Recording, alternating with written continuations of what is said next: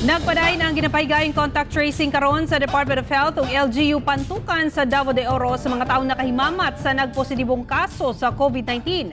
Atong sayro ng dugang detalye nini pinagi sa live report ni Argil Relator. Argil.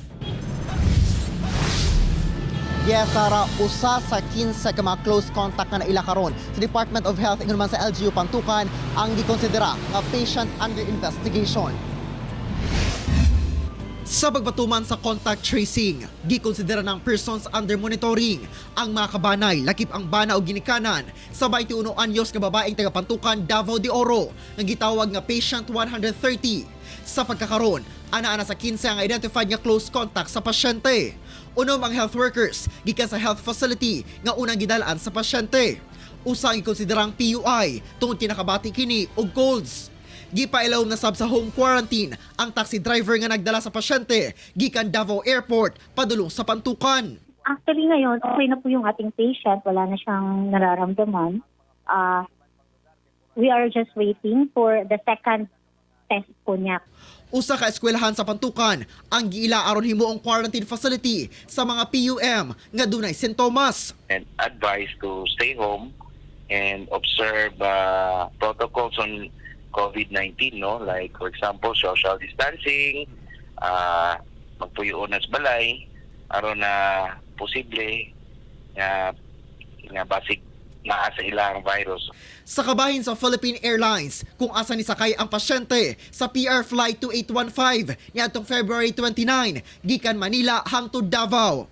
Ang Bureau of Quarantine kuno ang maghatag og request sa ilang head office alang sa manifesto aron mailaw og makontak ang tanang pasahero sa maong flight.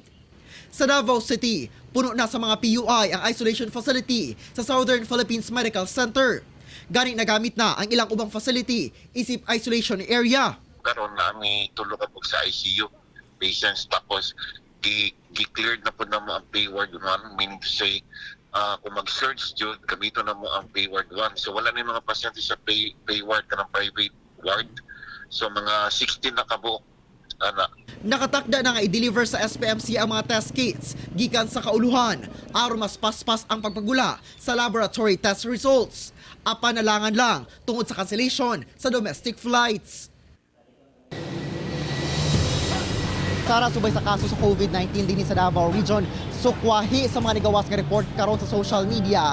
Sumala sa Department of Health nga walay kamatuuran nga dunay usa ka pasyente nga namatay sa pribadong ospital tungod kaya naa kini COVID-19. Sumala pa among pasyente namatay no tungod immunocompromised na kini tungod sa iyang sakit nga cancer o stage 4 cancer.